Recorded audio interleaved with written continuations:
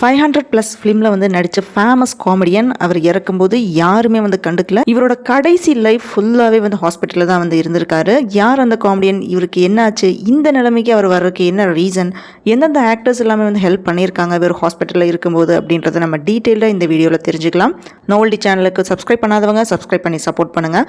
சினிமாவை பொறுத்தவரை கொஞ்சம் பேர் வந்து ஃபேமஸ் ஆவாங்க, கொஞ்சம் பேருக்கு வந்து சான்ஸ் கிடச்சும் அவ்வளோவா வந்து ரீச் ஆக மாட்டாங்க. அதுலேயும் குறிப்பாக பார்த்தீங்கன்னா சப்போர்ட்டிங் ஆக்டர்ஸ் எவ்வளோ ஃபிலிமில் நடித்தாலுமே அவங்களுக்கு ரெகனைசேஷனும் மணியும் வந்து பெருசாக வந்து கிடைக்கிறது இல்லை. நான் இங்கே சொல்ல போகிற ஃபேமஸ் காமெடியன் யாருன்னு பார்த்தீங்கன்னா ஆக்டர் குள்ளமணி தான். இவர் லைஃப்பில் நடந்த சோகத்தை பற்றி தான் நம்ம வந்து பார்க்க போகிறோம். இவர் வந்து 500 ஃபிலிமுக்கு மேலே வந்து நடித்து நம்மக்கிட்ட நல்லா வந்து ரீச் ஆகிருப்பார். இவரை தெரியாதவங்க யாருமே வந்து இருக்க முடியாது. இவரோட லாஸ்ட் ஸ்டேஜ் ஆஃப் லைஃப் பார்த்தீங்கன்னா ஃபுல்லாகவே கவர்மெண்ட் ஹாஸ்பிட்டலில் தான் இருந்திருக்காரு. இவர் வந்து ஃபிலிம் இண்டஸ்ட்ரியில் இருக்கிறவங்க யாருமே வந்து கண்டுக்கல. இதுதான் வந்து பெரிய ட்ராஜடியே.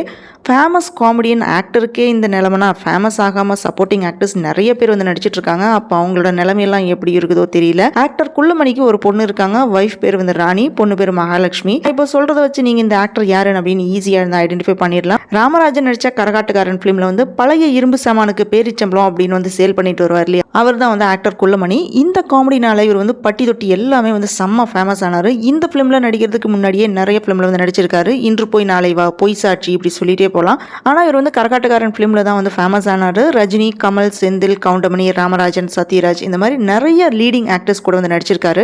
இவரோட சொந்த ஊர் வந்து புதுக்கோட்டை. இவ்வளோ ஃபேமஸான ஆக்டர் வந்து சின்ன வயசில் பார்த்தீங்கன்னா அவங்க ஃபேமிலி ரொம்ப பாவர்ட்டியில் இருந்தனால எஜுகேஷனை வந்து கண்டினியூ பண்ண முடியாமல் ஸ்டாப் பண்ணிட்டு ட்ராமா குரூப்பில் போய் ஜாயின் பண்ணி ஸ்மால் ரோல் வந்து நடிச்சிருக்காரு. அதுக்கப்புறம் சினிமா சான்ஸ்க்காக சென்னை வந்திருக்காரு. சென்னை வந்த உடனே இவருக்கு வந்து சான்ஸ் கிடைக்கல. ஸ்டார்டிங்கில் ஒரு ஹோட்டல் வந்து வேலை பார்த்துருக்காரு. அப்புறம் தான் வந்து சப்போர்ட்டிங் ஆக்டராக வந்து நடிச்சிருக்காரு. இவர் நடித்த பாதி ஃபிலிமுக்கு வந்து சம்பளமே கொடுத்துட்டுல. இப்படி இருந்தால் அவர் வந்து கஷ்டப்பட தான் வேணும். ட்ரீட்மெண்ட்டுக்கு கூட அமௌண்ட் இல்லாமல் ரொம்ப கஷ்டப்பட்டிருக்காரு. சேலரி கேட்டால் இன்னைக்கு தரேன் நாளைக்கு தரேன் அப்படின்னு சொல்லி அமௌண்ட் கொடுக்காம ஏமாத்திருக்காங்க. இதனால இவர் வந்து ஃபினான்ஷியலாக ரொம்ப வந்து சஃபர் ஆயிருக்காரு ஃபேமிலி ரன் பண்ணுறதுக்கு. ஸோ ஃபைனலாக 2013 கிட்னி ப்ராப்ளமில் வந்து அஃபெக்ட் ஆகி சென்னையில் இருக்கிற ராஜீவ் காந்தி கவர்மெண்ட் ஹாஸ்பிட்டலில் வந்து அட்மிட் பண்ணியிருக்காங்க. ட்ரீட்மெண்ட் கொடுத்து வந்து யூஸ் இல்லாமல் அவர் வந்து இறந்துட்டாரு. ஸோ 500 ஃபிலிமுக்கு மேலே நடித்து ஃபேமஸ் சப்போர்ட்டிங் ஆக்டராக இருந்து எந்த ஆக்டருமே வந்து இவருக்கு சப்போர்ட் பண்ணலை.